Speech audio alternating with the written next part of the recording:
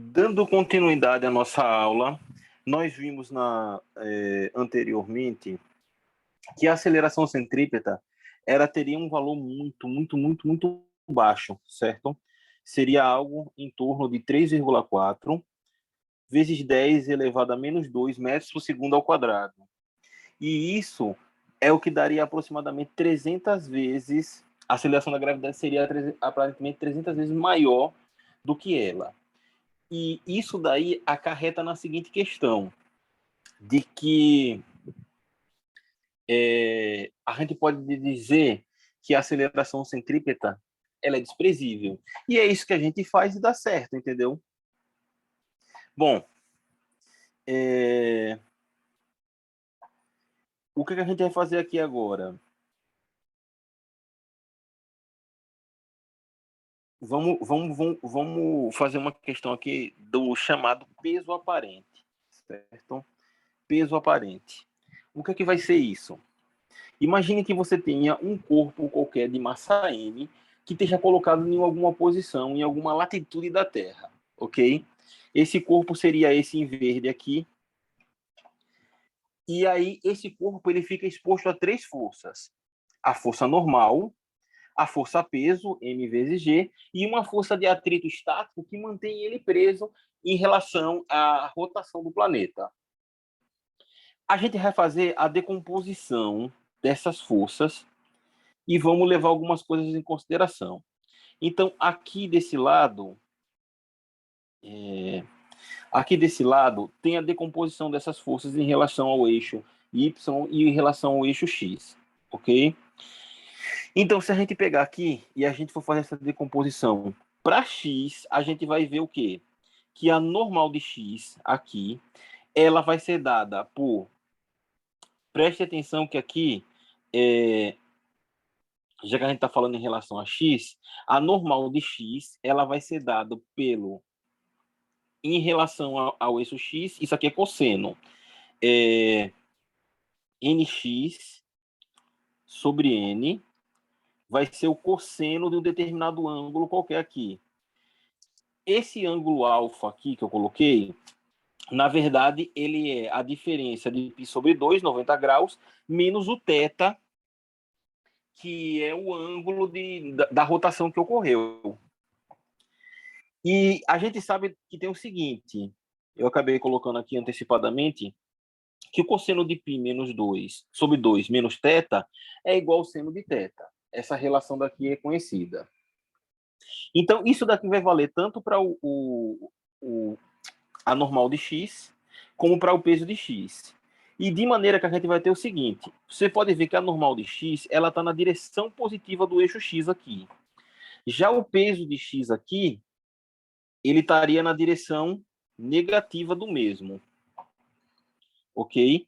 Daí esse sinal daqui do vetor do px. A aceleração normal ou aceleração centrípeta, ela é a nossa aceleração, que ela é v ao quadrado sobre r ou ômega ao quadrado vezes r, e ela é justamente essa aceleração daqui que faz com que a velocidade linear mude de sentido a cada instante. E ela está nessa direção do eixo x negativo, ok? A força de atrito que a gente vê aqui, ela também tem a sua componente, certo? Na direção negativa do eixo x, e daí a gente coloca isso daqui. Por que eu estou fazendo isso?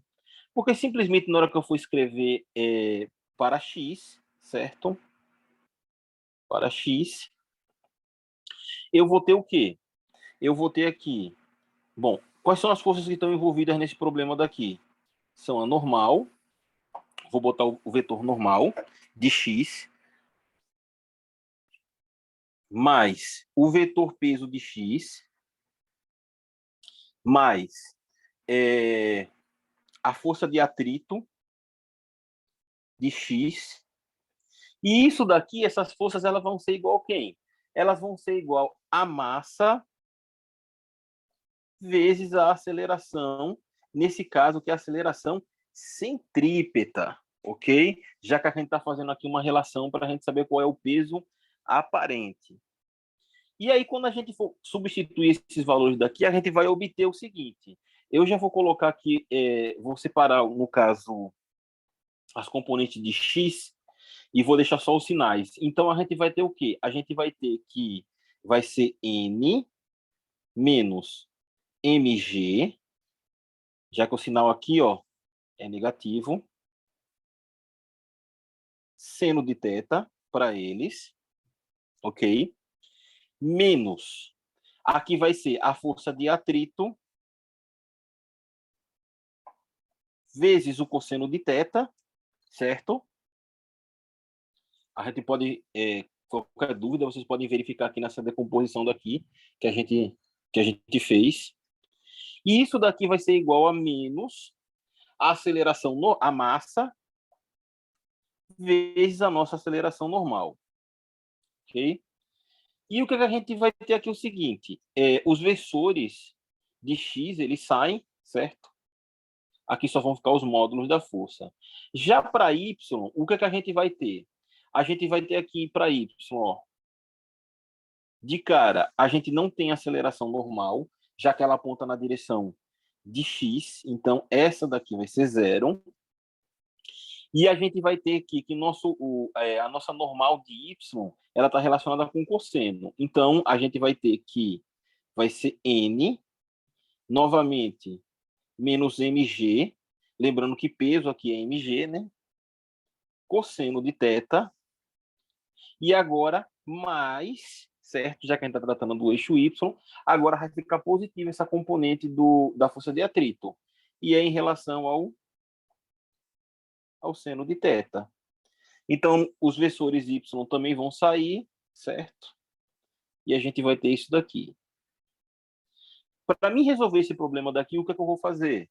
Ora, se eu estou querendo saber qual é a relação do peso aparente, o que é que eu posso fazer aqui? Bom, eu posso multiplicar aqui em cima pelo seno de θ. Então, eu vou multiplicar essa equação daqui pelo seno de θ e essa equação daqui pelo cosseno de θ, e depois eu vou somar. De maneira que eu vou obter o seguinte, vai ser n menos mg, certo? Seno ao quadrado de θ menos a força de atrito, cosseno de θ, seno de θ, que é igual a menos m, aceleração centrípeta normal, seno de θ. Deu para botar aqui, deu para botar. É isso que dá no dimensionar bem as letras. Isso daqui sobre quem? Sobre n menos mg, cosseno ao quadrado de θ, mais a força de atrito, cosseno de θ, seno de θ, que é igual a zero. O que a gente vai fazer aqui? Simplesmente a gente vai somar essa relação. Lembrando que o seno ao quadrado de θ mais o cosseno ao quadrado de θ é igual a 1. Logo aqui a gente vai ter que n menos mg, certo? Força de atrito com força de atrito simplesmente vai dar zero. Isso aqui vai ser igual a menos m, aceleração centrípeta ou normal, seno de θ. Ok? Vamos lá. Aí o que é que vai me sobrar aqui? Eu posso passar a massa para lá, certo? De maneira que eu vou obter que a normal, ela vai ser, vou botar em evidência a massa, e aí eu vou ter a gravidade menos a aceleração normal vezes o seno de θ. Olha aqui a nossa relação, que está me dando peso aparente. Lembrando que a normal é igual ao peso, certo? Em módulo. Ok? Olha a relação que eu tenho aqui. Isso a gente sabia, porque quando a gente fez a questão anterior, a gente encontrou justamente que a nossa aceleração centrípeta, que seria a componente radial dessa aceleração, ela seria justamente dado por esse valor daqui. A gente já tinha encontrado essa relação, certo? Então, está aqui o nosso peso aparente. O valor a gente já sabe qual é fixo. Então, a nossa normal seria a massa vezes a gravidade menos 3,4 vezes 10 elevado a menos 2 seno de θ. Está aqui a nossa relação do peso aparente. O que a gente faz com isso daqui? Bom, imagine que você pegue um lugar onde o nosso... Vamos usar um valor de seno que seja máximo, certo? O seno de π sobre 2. Então, θ vai ser igual a π sobre 2, ok? Então, esse valor aqui do nosso seno vai ser 1. A gente sabe que o valor da gravidade é aproximadamente 9,8. Então, vamos lá. A nossa normal vai ser a massa vezes 9,8. Esse daqui vai ser o ponto aonde vai ser o menor peso, certo? Menor peso aparente. Menos 3,4 vezes 10 elevado a menos 2. Então, a gente vai ter aqui o seguinte. Vai ter 9,8 menos 0,034. E isso daqui vai dar para a gente 9,766 metros por segundo ao quadrado. Então, quando a gente faz aquela aproximação de que a gravidade, a força da gravidade, o nosso campo gravitacional, ele é aproximadamente 9,8, é o nosso G, não é uma aproximação ruim, entendeu? Muito pelo contrário. Se o valor máximo é esse daqui, certo? Então, a gente pode desprezar essa aceleração centrípeta, ok? Bom, agora vamos resolver aqui o caso para a nossa força de atrito. Se eu quero resolver o caso para a força de atrito, o que eu vou fazer agora? Eu vou fazer o contrário. Eu vou pegar essa mesma equação, certo? Normal menos mg seno de θ,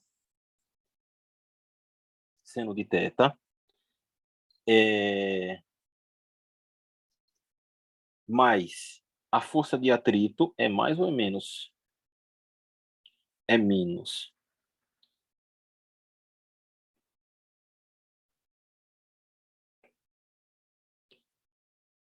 Menos a força de atrito cosseno de θ, que é igual a menos a massa vezes a aceleração normal, aceleração normal. E aqui a gente tem normal menos mg cosseno de θ menos a força de atrito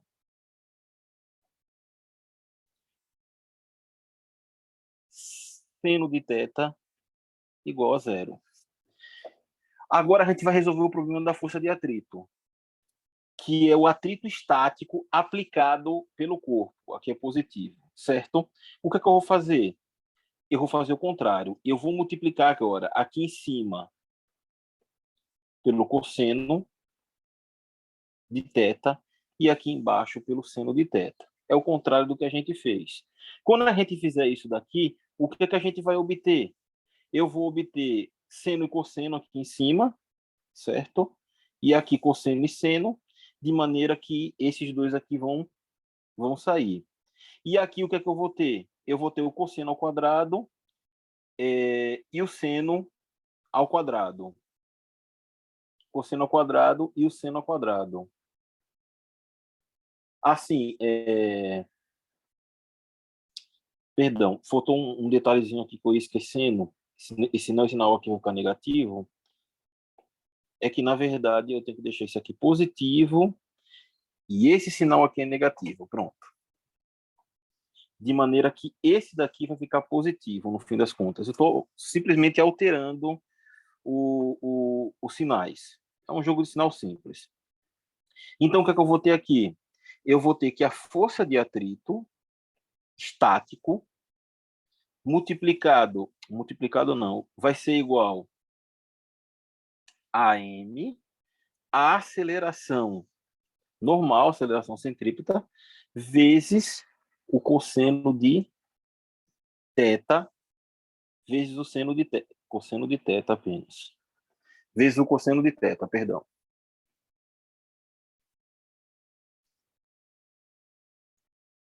O cosseno de θ. Só que a gente já achou o seguinte, que a nossa aceleração normal, a nossa aceleração centrípeta, ela é o cosseno de θ vezes o seno de θ, quando a gente decompõe ela. Então, eu poderia escrever o seguinte, aqui a força de atrito, o módulo da força de atrito, seria a massa vezes, aí seria ômega ao quadrado, vezes R, vezes o seno de θ, vezes o cosseno de θ. Ou seja, a nossa força de atrito, ela pode ser M, aí seria 3,4 vezes 10 elevado a menos 2, aí fica seno de θ, cosseno de θ, metros por segundo ao quadrado. Então, a força de atrito estático que mantém o corpo preso, ela é devido justamente a essa força centrípeta aqui. E agora ela já não vai ter os seus valores máximos quando θ for igual a π sobre 2, certo? Porque quando ele for igual a π sobre 2, vai acabar zerando um desses aqui, ou quando ele for π igual a zero, vai zerar o outro. Ou seja, a gente tem que escolher um outro valor de π, certo? De θ. Então, θ vai ser igual a π sobre 4, por exemplo, 45 graus. E aí a gente vai encontrar esse valor máximo dessa força de atrito.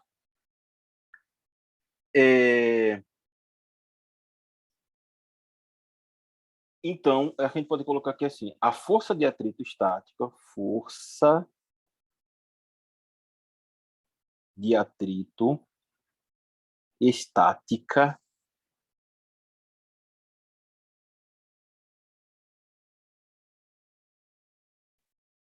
é a força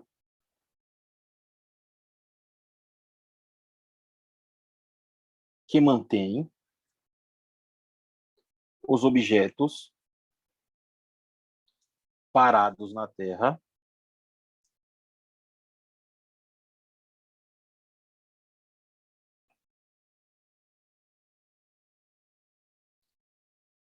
e é máxima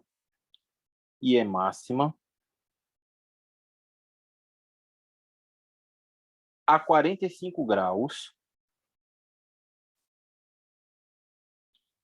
apontando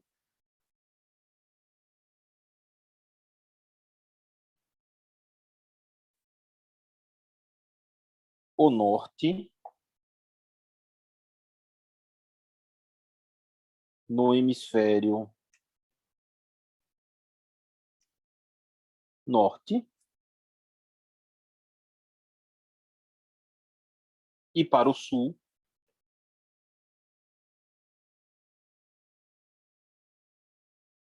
no hemisfério sul.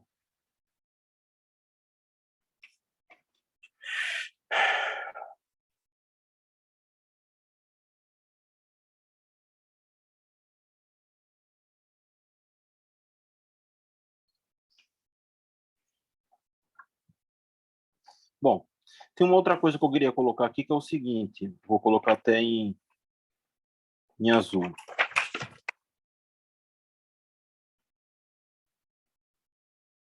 O achatamento, o achatamento da Terra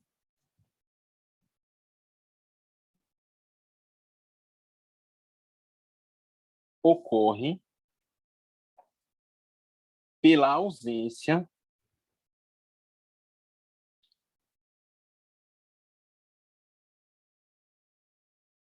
dessas forças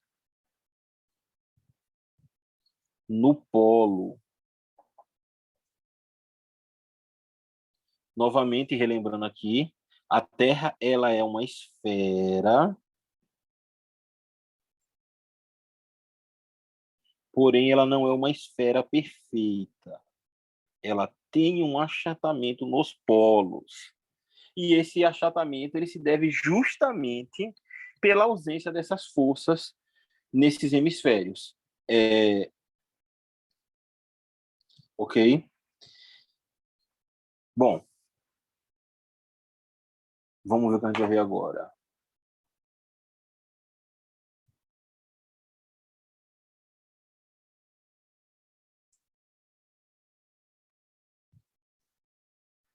Certo. Energia cinética de rotação.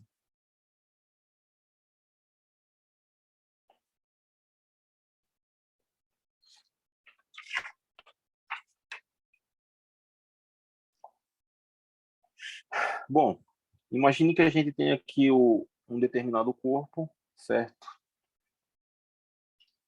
E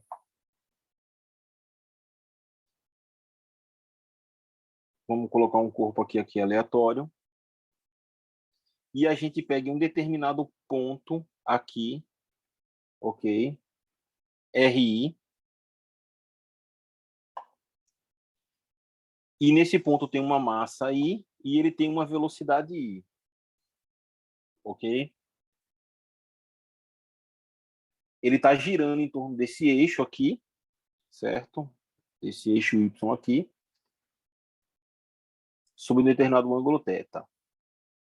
Então, a gente vai aqui dizer o seguinte: a energia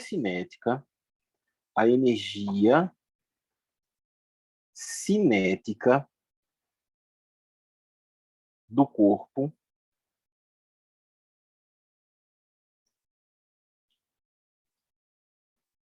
é a soma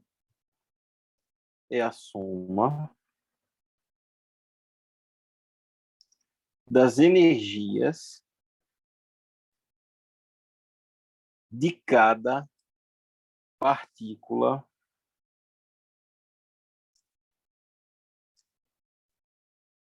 presente nesse corpo.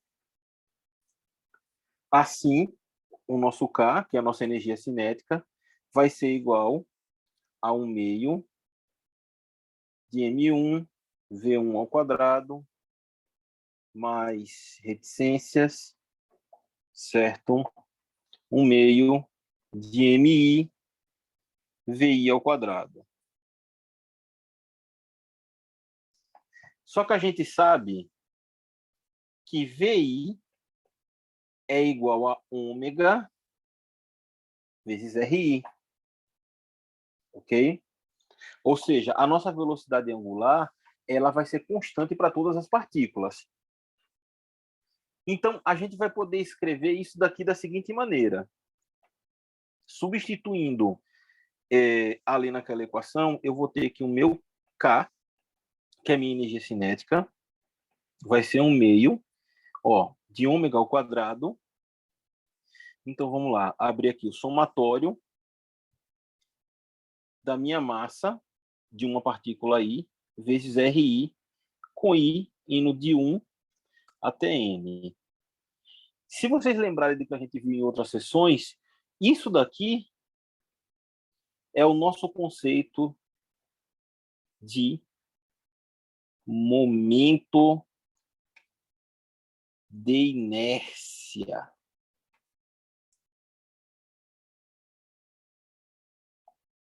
Do corpo em relação ao eixo de rotação.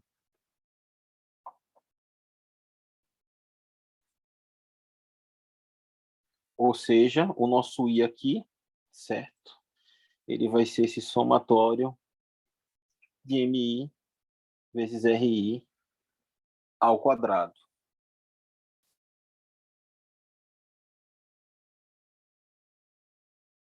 ao quadrado. De maneira que eu posso dizer que minha energia cinética é o meio do momento de inércia vezes a velocidade angular ao quadrado. E essa aqui vai ser a nossa equação de número 16.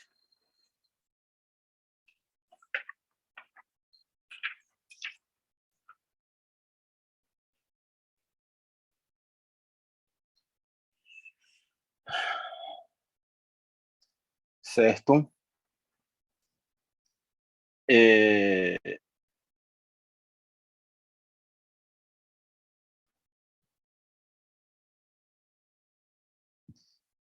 Isso aqui é um detalhe muito, muito, muito importante. Olha só.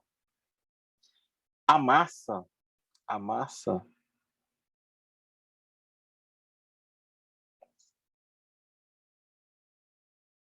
é a medida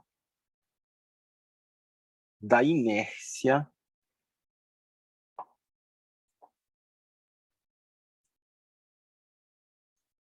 de um corpo em translação. Seria a resistência desse corpo, né, ao movimento.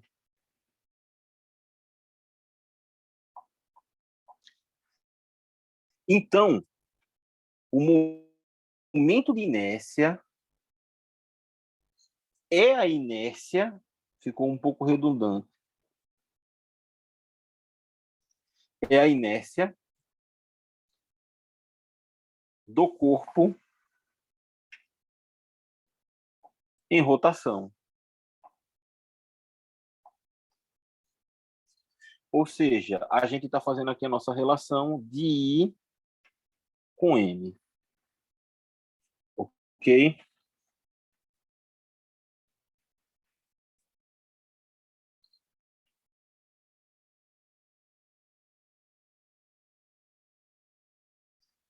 Então, é o seguinte, imagine que a gente tem aqui um determinado corpo qualquer, certo? Em relação à origem, aqui a gente tem um elementozinho de massa dm.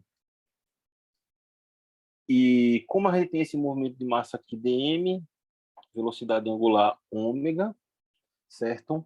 O que é que a gente tem aqui? Eu posso escrever o nosso momento de inércia, a gente sabe, como somatório, né, em I da massa I de RI ao quadrado.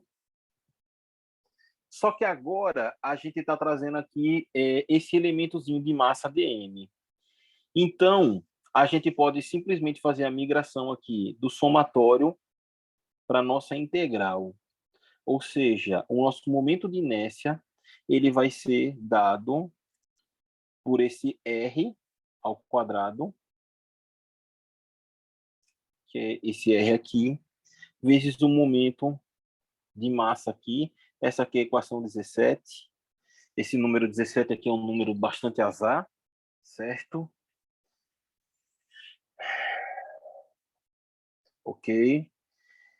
E, bom, a gente vai fazer algumas relações aqui, só que antes eu quero propor aqui a vocês o seguinte. Eu posso sempre substituir o meu dm, a minha massa, o meu elemento de massa, eu posso substituir ela por lambda dl, quando for um fio, certo? Sigma dA, quando for um disco, e ρ dV, quando for um volume. O que é que eu estou dizendo com isso? Essas componentes aqui, na verdade, elas são as densidades do corpo. Quando você tiver um fio, você vai ter uma densidade linear. Um disco, você vai ter uma densidade superficial. E um volume, bom, você vai ter uma densidade volumétrica, né? Uma densidade volumétrica. Então, a gente vai calcular o momento de inércia para alguns corpos, entendeu? Mas, em geral, a gente vai ter sempre tabelado esses valores e vai ter que olhar as questões de acordo com o que for sendo dado. Então, vamos lá. cálculos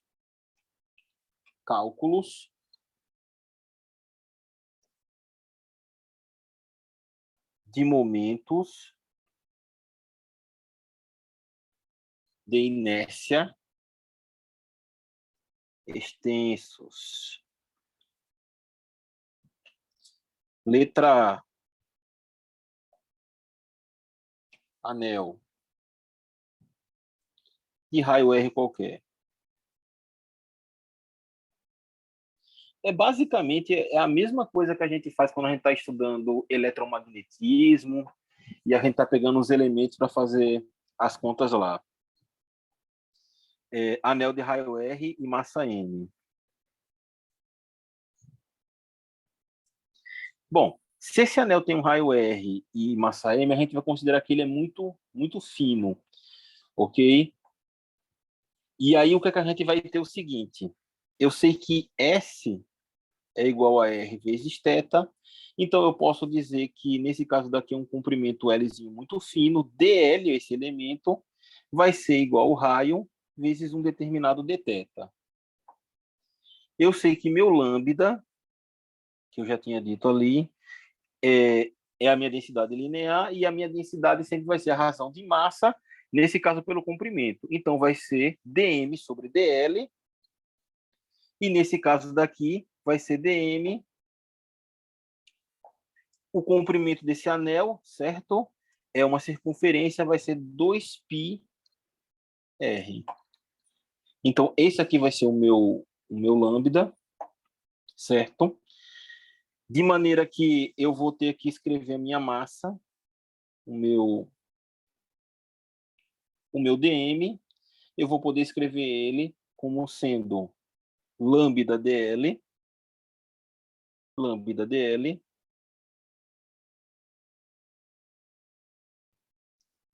lambda dl, e a gente aqui no caso vai ter o seguinte, vai ter que dm, ele vai ser dado, se a gente pegar aqui para, bom, eu coloquei um elemento aqui do anel, certo? Mas eu vou substituir aqui, vamos dizer, para um anel de determinada massa M. Então, eu vou apagar aqui e vou deixar aqui como sendo M só. Aqui também. M vezes sobre L. Então, dm aqui nesse caso daqui vai ser quem? Vai ser lambda dl, e quem é lambda é m sobre 2π vezes r, só que aqui eu vou ter o meu dl, e o meu dl aqui eu já vi que vai ser o meu r, vou botar o r maiúsculo, que nem está ali embaixo, vezes o dθ. O r com r eu vou cortar, de maneira que o meu dm aqui vai ser igual a massa sobre 2π vezes dθ. Essa aqui é a minha equação 18, certo? E agora, substituindo na integral, o momento de inércia é a integral de r ao quadrado vezes dm. Quem é o meu dm? É m sobre 2π, certo? De θ.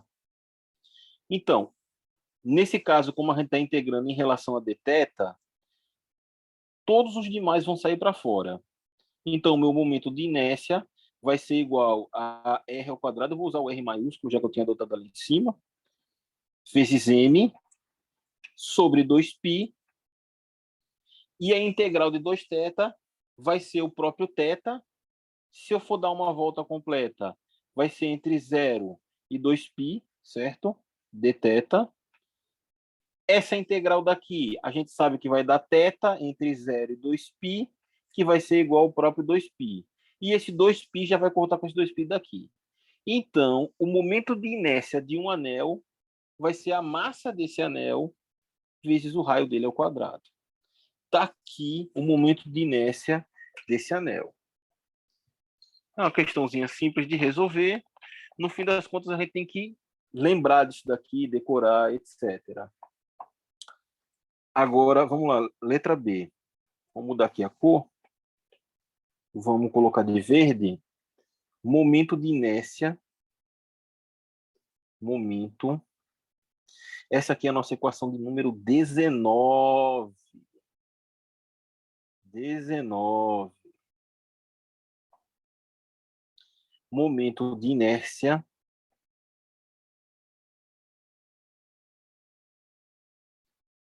de um disco. De um disco. Ora, se a gente pegar o disco aqui, agora, certo? Diferente do anel, que ele só tem uma areazinha fina, a gente vai ter o quê? A gente vai ter aqui, o disco ele vai ser seria totalmente preenchido assim, mas de maneira que a gente poderia pegar um elemento aqui dentro, qualquer, certo? Vamos dizer, aqui, esse elementozinho com um raiozinho Rzinho aqui, ok? Rzinho. E aqui seja um raio Rzão, que seja o raio total. E aqui dentro desse elemento que eu estou pegando, eu vou ter um dr, certo? E eu vou ter uma densidade linear que vai ser dada por... Densidade sempre vai ser massa sobre área, volume ou comprimento. dm sobre dA. Então, eu posso escrever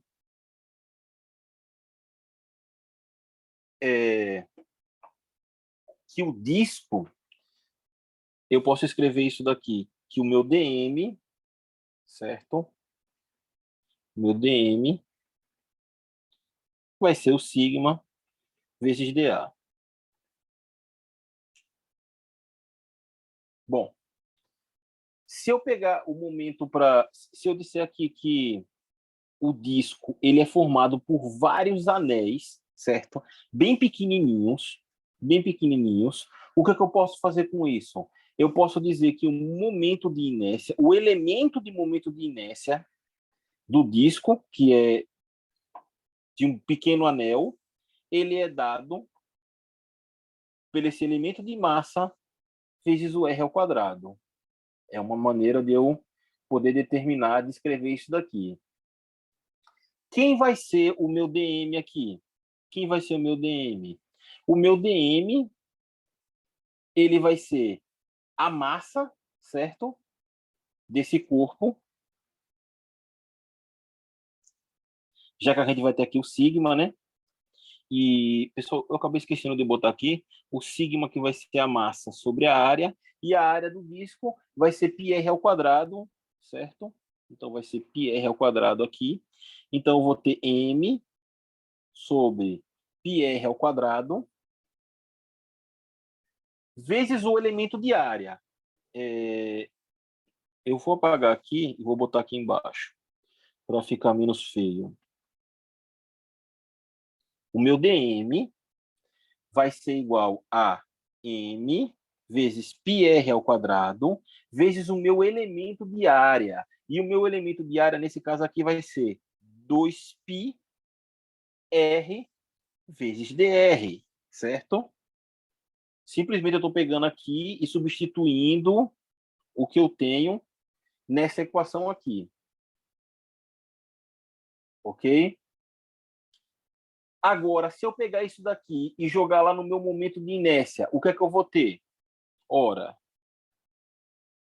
lá no momento de inércia, para um pequeno raiozinho, certo? Eu vou ter o que o meu DI vai ser igual e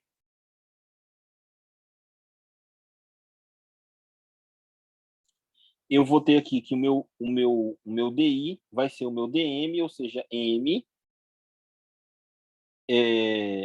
sobre πr ao quadrado, vezes 2πr dr multiplicado por quem? Pelo r ao quadrado, pelo raio ao quadrado. Ou seja, esse raio ao quadrado aqui eu posso cortar com esse daqui, esse π eu vou cortar com esse π daqui, vai me sobrar o quê? Que o meu momento de inércia, DI, vai ser igual a 2m RdR. 2m RdR.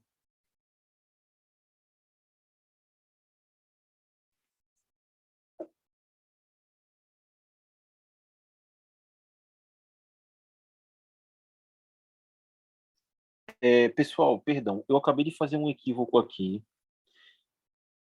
Me desculpe, certo? É que, na verdade, quando eu fiz aqui, eu separei o Rzinho, que era para um pequeno anel, aqui. O Rzinho para um pequeno anel, e o Rzão, que era de todo o disco.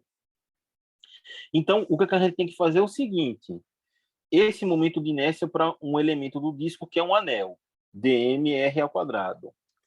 E ali o que a gente estava fazendo, a nossa massa, o nosso dm, aí sim, seria igual a m sobre πr ao quadrado vezes o elemento de área. Como se eu estou pegando o elemento de área, estou pegando um pedacinho pequeno, aí seria 2π, o Rzinho, vezes o drzinho. Então, o π com π vai cortar, certo? E aí agora eu vou jogar na fórmula lá do momento de inércia. Então eu vou ter que o meu DI vai ser igual a quem? Vai ser igual a massa, certo? Sobre o raio ao quadrado. Isso aqui vai ficar 2, né? 2m r ao quadrado vezes o Rzinho daquele elemento lá. E agora a gente tem aqui do momento de inércia, tem o r ao quadrado do momento de inércia. Então isso aqui vai dar um Rzinho ao cubo, porque eu estou pegando um pequeno elemento de um anel, certo? Multiplicado por quem? Pelo dr. Aí agora eu vou integrar, integrando, eu vou ter que ir, vai ser igual a 2m r ao quadrado. E esse r ao quadrado é constante, porque já que ele é o raio total do disco, vezes a integral de r ao cubo dr. E entre quem? Entre 0 e r, que é o máximo. Agora sim. Então, eu vou ter que o meu momento de inércia ele vai ser dado por 2m r ao quadrado. Essa integral aqui vai dar r a 4 sobre 4. Então, vai ser r a 4 sobre 4 entre 0 e r. Quando for r, isso aqui vai ser r a quarta por r ao quadrado. 4 por 2, aqui vai dar 2, né? O meu momento de inércia vai ser m, 1 meio, certo? 1 meio de m. Aí agora, r a quarta sobre r ao quadrado. Então vai ficar r ao quadrado. E esse r aqui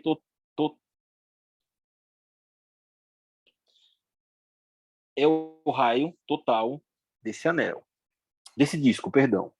Então, praticamente a fórmula ela é muito parecida, certo? Só com essa pequena diferença.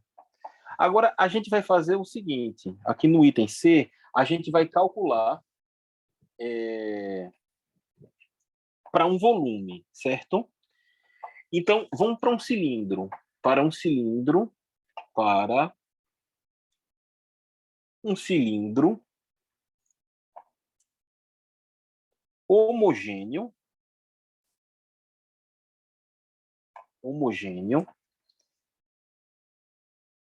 de raio R, massa M e massa M. Então, vamos pegar aqui um determinado. Vou fazer um desenho aqui. Novamente, meus desenhos não são excelentes, então vão me perdoando. Tá aqui o cilindro, era para ser um cilindro, certo? Esse cilindro aqui ele tem uma determinada altura H, é a altura total dele, certo? ele possui um raio R. E eu posso fazer o seguinte aqui. Vou aqui mudar até a cor. Eu posso pegar aqui uma tirazinha no meio dele, certo? Essa tirazinha daqui vai ser um elemento, ó, vai ter raio R, vai ter um elemento de altura dy, certo? É um elemento de altura dy. Ora, a minha densidade volumétrica vai ser a minha massa sobre o volume. O volume de um cilindro, ele é πr ao quadrado vezes a altura, ok? Πr ao quadrado vezes a altura. Mas se a gente quer um pedacinho pequeno aqui, o meu dm, ele pode ser escrito como essa densidade, já que ela é constante, então ela não vai ser um elemento, vezes o elemento de volume. Para ficar igual, eu vou botar um Vzinho maiúsculo, vezes o elemento de volume. Ou seja, o meu dm vai ser igual a m sobre πr ao quadrado vezes h, e o meu dv. Quem é que vai ser o meu dv? O meu dv vai ser também πr ao quadrado, que é a área da circunferência, que é a mesma, vezes o meu elemento de altura, dy. Note que aqui a gente já vai cancelar direto o πr ao quadrado com πr ao quadrado. De maneira que o meu elemento de massa, ele vai ser dado pela massa sobre a altura vezes o elemento de altura. Parece uma relação muito óbvia quando a gente pensa nela, né? Quem é o meu momento de inércia? O meu momento de inércia, se vocês repararem isso aqui, essa tirazinha aqui, a gente pode dizer que seja um anel, certo? Na verdade, um anel não, um disco, né? Isso aqui é um pequeno disco, já que o cilindro ele seria formado por vários discos empilhados. Então, eu posso dizer que o elemento do momento de inércia de um cilindro, ele é dado por DI, e o momento de inércia do anel é 1/2 de dm, certo? Vezes o raio ao quadrado. Ora, quem é o meu dm aqui?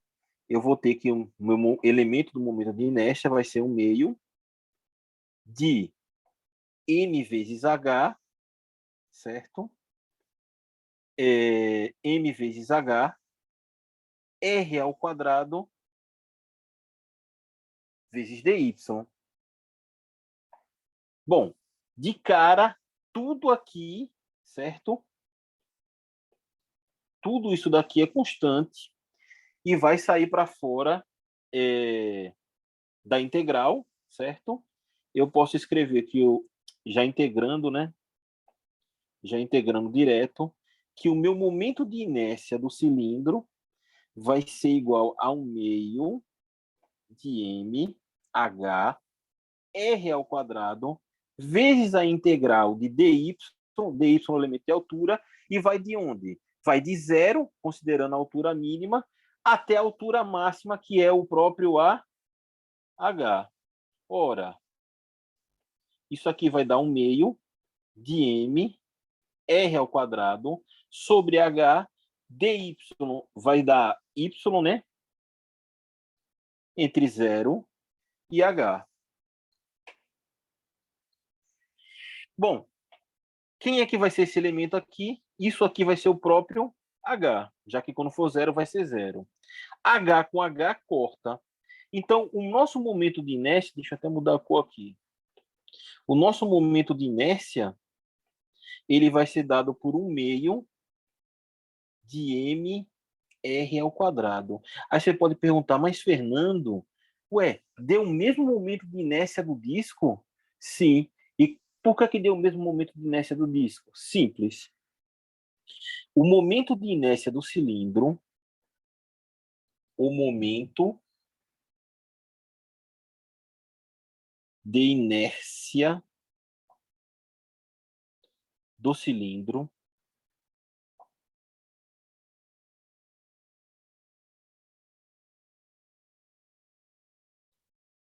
não depende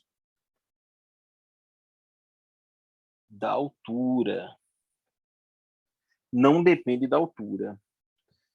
Ou seja, imagine que você pegue um cilindro que tenha um raio de 10 centímetros, por exemplo, e ele tem uma altura de 5 centímetros, ok? E aí você vai fazer o cálculo do momento de inércia desse cilindro. Vai dar um valor. Aí você vai pegar o mesmo cilindro de raio 10 centímetros e agora ele vai ter 1.000 metros, ou seja, 1 quilômetro. Qual é que vai ser o momento de inércia dele? Vai ser o mesmo momento de inércia, já que ele não depende da altura, certo?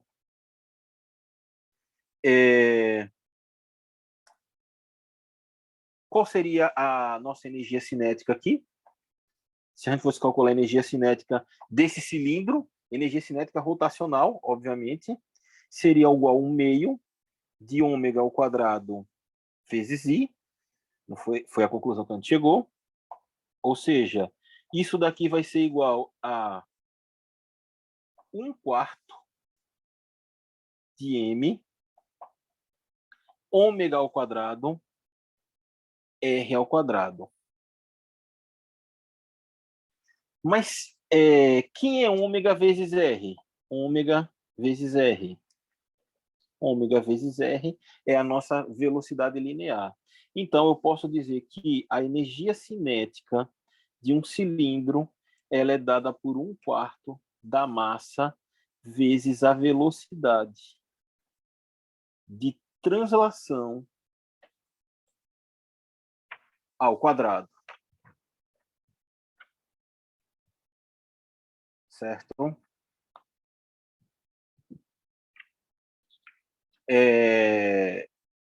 Obviamente que o momento de inércia ele não depende da altura, mas a energia cinética depende da massa. Então, um corpo com mais altura e mesma densidade, obviamente eu vou ter uma massa muito maior, né? Certo? Vamos ver aqui o que é mais. Ah, sim. Bom, é o que eu acabei de comentar, né? Vamos aqui para a letra D. Antes da gente encerrar essa aula, depois a gente vai falar sobre o teorema dos eixos paralelos, ok? Então, a gente vai ter aqui que o momento, letra D, certo? O momento de inércia.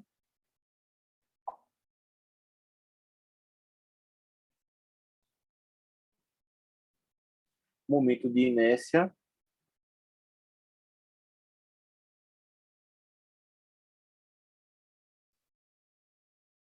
de uma vareta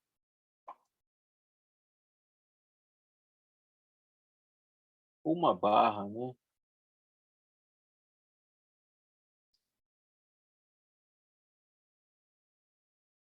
De comprimento L, de comprimento L. Então, você imagine que eu tenho aqui um ponto zero e eu tenha essa vareta aqui, certo? Essa vareta.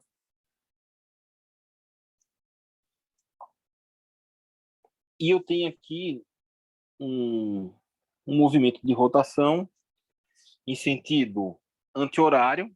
Se você olhar de frente para a vareta, você vai ver que ele é de anti-horário, ok? E aqui a gente tem um pequeno elementozinho dm, um elemento de massa. Já que como é uma pequena tira, ele vai ser lambda vezes o dx. Lembrando que a gente está no eixo x aqui. A gente sabe que esse lambda é constante, né? Então ele é massa sobre o comprimento total. A gente sabe que o nosso momento de inércia ele é dado pela integral do raio ao quadrado vezes dm. Eu posso escrever aqui que o meu dm vai ser o meu lambda, que é m vezes, sobre L, vezes dx. Isso aqui é um x horrível que estava escrito, mas é. Então, eu posso substituir nessa equação aqui, de maneira que é o seguinte, o meu momento de inércia, ele vai ficar a integral de R ao quadrado vezes M sobre L vezes dx. E qual é o valor desse comprimento? Vai ser entre 0 e entre L. Entre 0 e entre L. Ora, se vocês repararem aí, esse raio aqui ao quadrado, esse Rzinho aqui ao quadrado, eu posso dizer que esse Rzinho ele é igual a um xzinho ao quadrado, ou seja, ele é o pedacinho desse elemento aqui. Esse xzinho aqui seria um xzinho que seria igual a esse R. Então, o meu momento de inércia seria integral entre 0 e L, M sobre L, de x ao quadrado dx. Ora, isso aqui implica que a gente vai ter nosso momento de inércia, I, vai ser igual a M sobre L. A integral de x ao quadrado vai ser x ao cubo sobre 3, certo? X ao cubo sobre 3, entre 0 e L. Ora, o momento de inércia dessa vareta ou dessa barra vai ser igual a 1/3 de M sobre L vezes L ao cubo. L ao cubo com L eu corto, ou seja, eu vou ter que 1/3 de M L ao quadrado. Essa é a nossa equação 19. Ah, não, a equação 19 não, agora é a equação 20, certo? Nossa equação de número 20. Eu gosto do 19. Equação de número 20. Ok? Tá aqui para uma barra, certo? E assim sucessivamente. Só que, nesse caso daqui, não faz sentido a gente ficar olhando para todos os casos, certo? Existe todo livro de física, ele tem lá as relações para cada objeto, qual é a relação de centro de massa daquele objeto. E você não precisa decorar. Simplesmente as questões, elas têm que lhe apresentar esses valores para que você possa fazer essas questões, certo? Então, eu vou parar essa aula por aqui, ok? E a gente retorna na próxima aula fazendo o estudo do teorema dos eixos paralelos e aí a gente vai dar uma olhadinha no torque, ok? Por fim, a gente vai fazer umas questões relativas a torque, potência, esse tipo de coisa. E ainda a gente vai ver um conceito muito importante, certo? Que é o de relações de forças centrais, que a gente acaba chegando na nossa conclusão, que é a terceira lei de... Terceira lei não, a primeira lei de Kepler, não, a segunda lei de Kepler, que é a lei das áreas, certo? A gente chega nessa conclusão. Kepler não sabia, não fez através disso, certo? Ele foi empírica a dedução dele, com os dados que ele tinha. São os resultados muito bonitos, ok? Então, a gente vai parar por aqui e até a próxima aula. Muito obrigado e até já.